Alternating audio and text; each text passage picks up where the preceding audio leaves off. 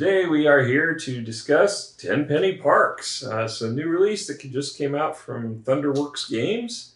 And before we get started on it, though, make sure you hit that subscribe button and the notification bell down there, because you want to make sure you join along on our journey as we go through our entire collection of roughly 3,000 board games. A lot of games to go. A lot of games. Especially since I keep buying these new ones like this one. All right, so this game was a 2022 release. It has a Board Game Geek rating currently of 8.0. Board Game Geek rank, however, is 7829, but it's brand new.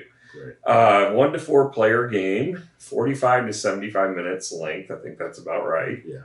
Age, interestingly, is 14 and up. I don't think this requires 14 and up. Yeah, I guess there's some financial aspect to it, but it's pretty simple. You're placing a worker and buying stuff. It's not that complex. Yeah, I don't think 14 is necessarily accurate either. Yeah, and there's not like you're attacking each other. You're kind of managing your own individual board. Yeah. So it seems like 14 is a little high. Designed by Nate Linhart, art by Vincent Dutrait, published by Thunderworks Games again, and it has an MSRP of $55. It does have some nice wood and stuff, which we'll get to in quality of components, but $55 seems a little steep. It is currently, I just came out and it's already selling out in a lot of places. Card House is sold out, Miniature Market's sold out. Tabletop Merchant actually has the cheapest price I saw, and it was $39.99. Oh, wow. Even when it was in stock, Card House's price was $41.79 and Miniature Markets was $41.99. So Tabletop Merchant is the place to go if you want it online. It's currently available on the Geek Market for $60. Oh, wow. Which, I don't know why somebody's trying to sell it higher than MSRP. Yeah. That's the stats. So let's talk about the quality of components. So the centerpiece of the game is actually kind of cool. It's like a big top. I think it's supposed to be a carousel, right? Maybe. It's got the pictures on the sides. Looks like, I think it is. I think it's... Yeah, I think you might be right. Carousel stuff on it. But, it looks neat. It does. But it is functionally problematic when you're playing the game, because you can only see, you're placing your workers along the edge of it, and they have various discounts or price increases based upon where you place your workers. But you can't really see what the prices are without standing up and kind of going around and looking at all the sides. Well, what's that price? Yeah. So it is kind of a challenge. Now, they're sequenced, intelligently, where it's like -2, -1, zeros, and then +1, +2. So if you figure out the pattern, you could pretty much deduce it, but it's still kind of a nuisance. Yeah. It does, the dial turning of it is pretty cool, and it's not a horrible problem. It's just kind of a pain. Apart from that, the player boards, all the cardboard's actually really nice. It's very nice. Thick cardboard, and this one really punched out simple. Matter of fact, like these little squares and everything, like you just pressed it and the whole path came down, and you could and once you got them, just pop them across each one individually. It was no worry of tears and chads and that kind of thing. It just came out smooth. So they did a great job perforating this one. I like the board, the actual board. Lately, we've been seeing some that actually with these rondelles will have a magnet in there, and that's really cool. They could have easily put a magnet in there. That would have raised the price a bit, but it would have been nice. But it's already $55. Yeah, that's true. Now, you do get a lot of really cool-looking trees. I think those were neat, the wooden trees that go on there. And the player pieces are actually custom. Yeah. They have for that kind of like the boy and girlish look with the hair and everything and the hats. Yeah. So I thought that was cool. The card stock is actually pretty decent. There's a slight linen finish on it. And they are very attractive when you get to theme. We'll talk about that a little bit. And the money tokens are pretty cool. As far as cardboard money goes, they look like dollar bills, 1s and 3s, and they differentiate the color, making them kind of look like the classic color of money for the U.S. money, and then the more modern color that's kind of the reddish tint to it. So I thought that was cool. So, and actually, I like the victory point tokens in this a lot too. Yeah. Everything, but thematically, that's more thematics anyway. But I think the overall they tried to make this an upgraded thing. I'm going to give it a 7. I think that's where I'm at. I think I would agree. I'm probably going to go just slightly over with a 7.5, just because of the components are nice. They're nice components. The only place I think they really fell short was on the board itself. Yeah. So let's talk about theme now. I love we have Funfair or an Unfair, that series where you have the different making the amusement parks. That's what attracted me to this game, was the theme when I saw that. And also, of course, I like polyomino type games where you're building your the pieces with Tetris like pieces. This one's a little different from the standpoint that normally you have to make them touch each other and kind of fill in with each other. So my OCD had a little bit of problem with this because the whole point of this one is you can't touch. They have to be at minimum diagonal from one another. Right. They cannot actually align, but you can put them as far away as you want.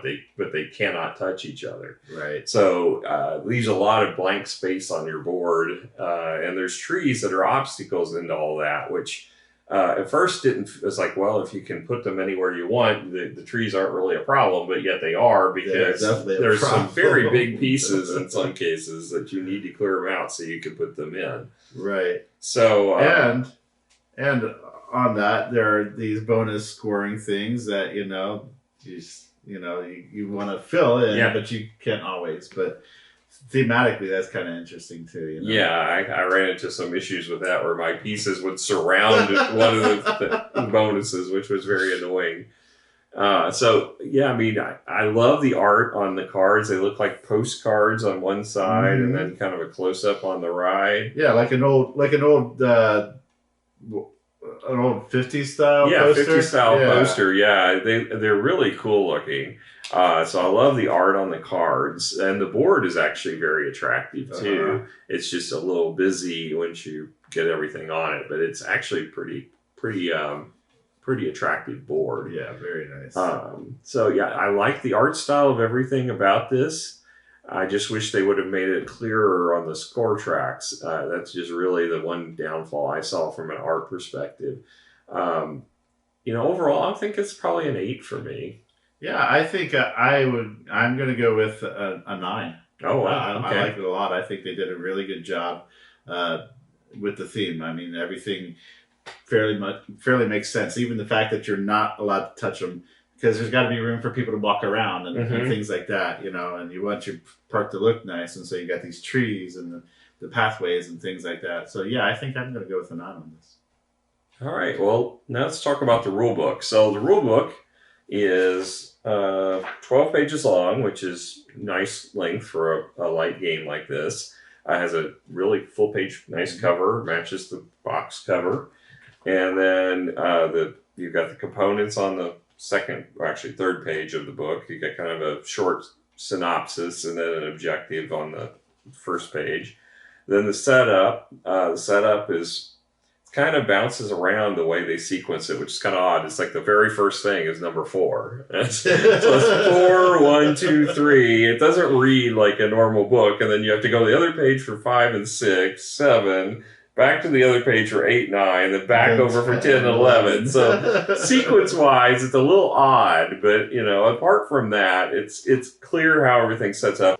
But yeah, I mean, all in all, it's a pretty good setup. And then the gameplay is very simple in this. It's clearly delineated in here. There's 5 steps in each of the 5 months, and it goes through and tells you months or rounds in this. It doesn't actually last 5 months. The game truly is 45 to 75 minutes.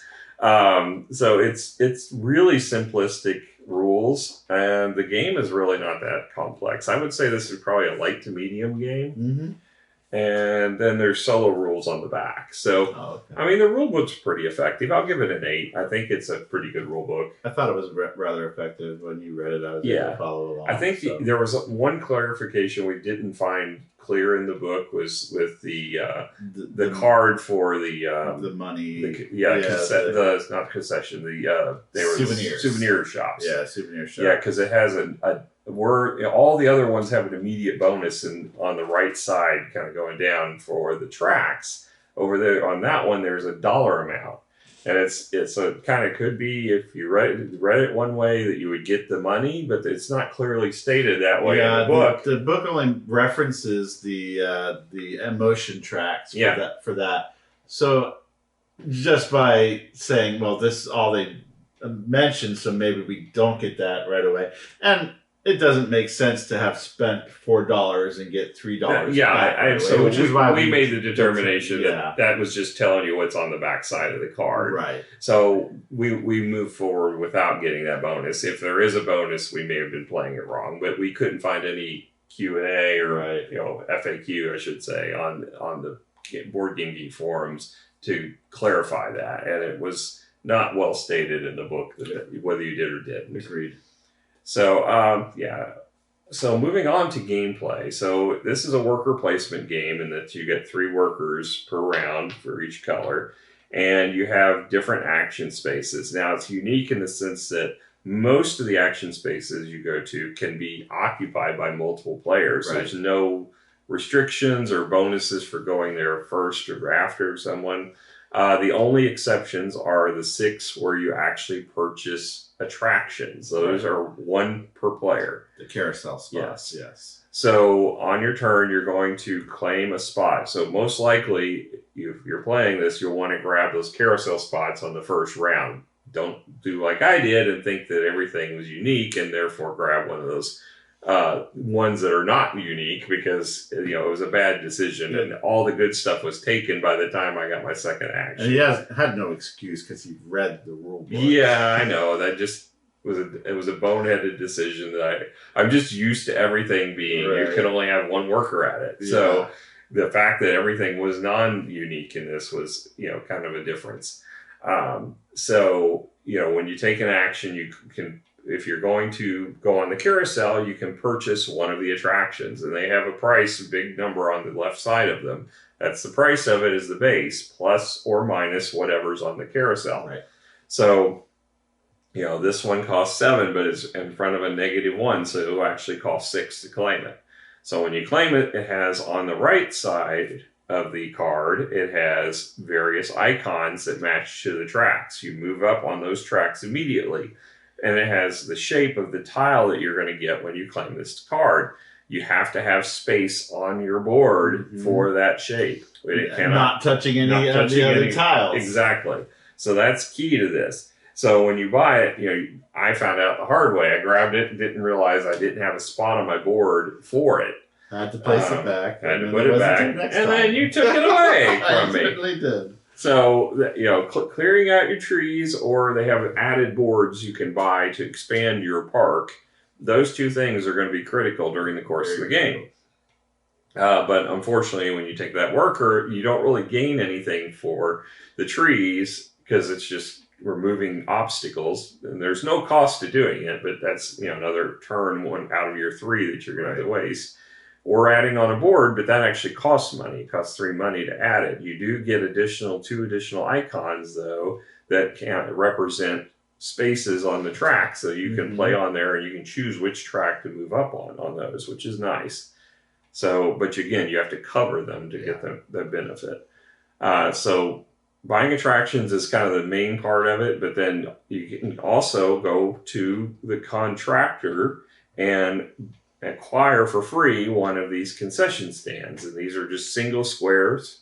They go on your board just like the attractions do, that they give you an immediate perk of the icons on them, or you get an income or more, because I think there's ones that are 2 income on there. Yeah, there's some that are 2 income, and there's the ones that are 1 income give you 1 income and one of the movements up the emotion track. Yeah.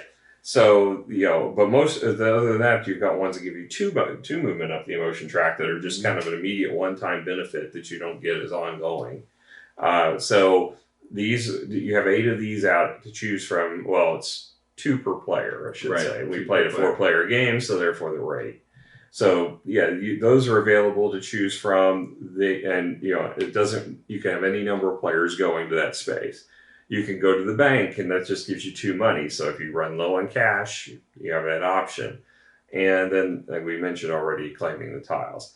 And that costs 3 money. So those are really all the actions you have, and you spread your 3 workers out across them. And then after that, you have a reconciliation of the emotion tracks. And basically, the person who's in the front of each track gets a perk. And that can be from the, thrill track for the thrill rides. Whoever has the highest on that can choose to move back 1 space to take an extra worker for the next round. I thought that was interesting that you had to suffer a penalty to get the bonus. Yeah. So that was a neat little twist. Or you don't have to take the penalty and you get a victory point. A victory point, or yeah. What do they call it? They're called VPs, but they're for visiting persons, I believe. Patrons or something. Like that. So yeah, they made a little clever play on the VP. Yeah. So we have the thrill track gives you an extra worker. The awe track. Yeah, no, it's AWE, awe, not awe. That one lets you get the first player token. You dominated that track the whole game. I did, but it didn't do me very well. So basically, you get to claim and keep, or you can opt to take the victory point, and if so, you give the first player token to the player on your right. Right, that's putting you in second position. Yeah, which is also not bad. Yeah, it's not. And then you also, whoever gets the first player token at the beginning of the next round will get to set the pricing based on the carousel. So that's a huge perk. That was definitely the big thing that I was going for. And then the last track is the joy track, and that one lets you get extra money. So you get $3 extra by moving back down the track, or you can just claim a victory point again. And depending on number of players, you have 3 or 4 players. The second place on each track will get a victory point bonus. Again, you play 5 rounds, and then the game's over. Oh, there is an income phase at the beginning. Advertisement phase. Yeah, the advertisement phase. So at the beginning of the round, you have an income phase where you get 3 money, and then you get whatever you've built will sometimes generate income. Yes. So that'll add extra income. Make sure you get extra income early. Income is important. And then at the end of the round, after we do all the tracks bonuses, there is an advertisement phase where if on all of your attractions you build, on the back side, they have an ads number, and it'll tell you a dollar amount you can pay to get bonus victory points from having that card. So you can choose to trigger any or all of your attractions as long as you have the money for it. So money is very important during the game. Money's big. So that's pretty much all it is. 5 rounds of that. Now you do have bonus cards that you choose from at the beginning. Yeah, these give you 3 victory points if you complete each one. Each one's worth 3, but you only get 2 of these. You get 3 to choose from. You discard 1, so you can get 6 bonus victory points from that. You get victory points for all the attractions you've built during the course of the game. You get 5 bonus victory points for having built 6 or 7 attractions on your board. And then if you built more than 7, you get 10 victory point bonus. And then you get 5 victory point bonus for having reached what is in essence the ninth position on the track, even though it says 8 or more than 8, I believe is how it's phrased. So at least the 9th position. So that's basically it. In this entirety, the good things about this, I like the arrangement, although it's a little bit of a twist on my brain because I'm used to filling in all the holes.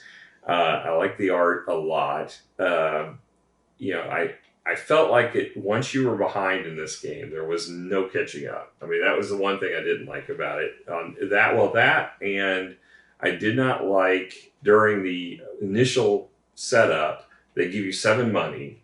And then they tell you to take. And then the first thing you do when you start out is you get your income phase, which gives you 3 money. I mean, most games when you do that, they'll say skip the income phase for the first round. They want you to have. Yeah, it's like just give us 10 money and skip the income phase because it makes no sense to do that. I mean, I guess from just a flow that but it's just more complexity for the complexity's sake. You don't really need to have that first income step, Right. Yeah. So I mean that's really my only grievances with it. The big thing was the fact that you couldn't catch up. I didn't feel like there was any chance once I blew it on that first round and I made that blunder. I didn't feel like there was any coming back from it, and being in third or fourth position to pick each time. Basically, you weren't going to get the cheap tiles. No, you're. So if you didn't have income, you were kind of hosed. Yeah. So yeah, I was in a really bad position from the beginning of the game. Now I did manage to get third place somehow. I don't know what happened. I ended up. I know. I thought I was doing better than I was, but apparently I ended up last. But what it seemed like to me was the strongest position was being second on all of the tracks, on all the emotion tracks, because you're always getting that victory point. You don't have any choice to make. You're just getting a free victory point if you're second on all the emotion tracks. I think my big problem was that I focused on one victory track, on one emotion track, and not so much on the others, and so I wasn't picking up those extra points. The other thing is on the attractions, some of them require you to pay 3 for 2 victory points, and some of them require you to pay 2 for 2 victory points. And so obviously the ones that are 2 for 2 victory points are a better thing to have than the 3 for 2 victory points. And I'm not sure exactly what the strength of getting the ones that had the 3 for 2s. I haven't scrutinized that yet. Yeah. But there's got to be a reason why. Yeah. Because it was very frustrating to me. Well, also I didn't feel like, I guess one other complaint would be the bonus cards. They did not feel balanced. Some of them were easier than others by far. They were. And like when I drew my 3, I got, and this is, I've seen other games like Suburbia has the same situation where you'll have some that contradict each other. So I had 2 that were polar opposites. One was having removed 6 or more of my trees from the board. And I was like, well, that makes sense. I'm probably going to clear cut trees because I'm going to need the space to build. So I took that one. Right. But I had another one that was preserve trees that have only 4 or less trees taken off. I'm like, well, there's no reason for me to take both of those because I can only accomplish one of them. And so then you were stuck I was stuck with the third option, and the third option was not an easy one. It was you have to have, out of the 6 attraction types, you had to have 5 of them at least built. So I had to focus on trying to get one of every type. Oh, geez. And that was not easy to arrange. Not easy. Because, especially being in third position, the other tiles the attractions, at least 2 of them are probably gone by the time my turn comes. And with Miranda having one where her goal was to get specifically one type of attraction, that was also not easy. But it meant one of them was probably going to be off limits to me every time with her being on my right. And I had a similar thing where I was having to focus on one type of attraction. Yeah. So I think some of them should have been worth more points. I think you're probably right. So, and they're also worth less points than the bonuses for moving up the tracks or for getting attractions in general. Those board bonuses were definitely more valuable than the card bonuses. Now, with all that said, though, I still think it's a cool mechanism with the placement. I think that, I love the theme of it. I can't say this is my favorite by any means of the puzzle, polyomino type games. I'm probably giving this a 7 is where I think I'm at. Okay. I think this one is one where I feel like I want to be able to play it a few more times to really give it a fair score. But on first impressions, I'm going to go with an 8. Oh, wow. Okay. An 8 because I think that the mechanics are really cool. I think the scoring, if I kept playing it and found that the scoring didn't change from the way it kept playing, then maybe I would bring the score down. Yeah. But I feel like that there were a few things that I could have done differently to improve my game, and I feel like that there. I know you think that there's not much way to come back, and I'm not sure. Yeah. having been in the back, Yeah. not. I feel like there was something that maybe I could have done differently, personally. Oh, I know I could have done stuff differently. Don't get me wrong. I made some really boneheaded decisions. I know that. But, early boneheaded decisions had a huge impact on the future. Mm-hmm. But the game was fun. Oh, yeah, it was still fun. It was a fun game. Yeah. And like, there were some really cool things about it. And so I think that's why I'm going to give it an 8. Yeah. So, all in all, still positive scores. Just, I just think they could have worked out a few things and made it a little smoother. But all in all, still a fun game, and it is a new release. If you're interested, check it out. Yeah, it may be hard to find because it's still not available readily out there, but there are stores still selling it. Like I mentioned, Tabletop Merchant has it in stock right now. So check it out, and hopefully you enjoy it. And hopefully you'll enjoy us again next time. Talk to you later. Bye. Bye.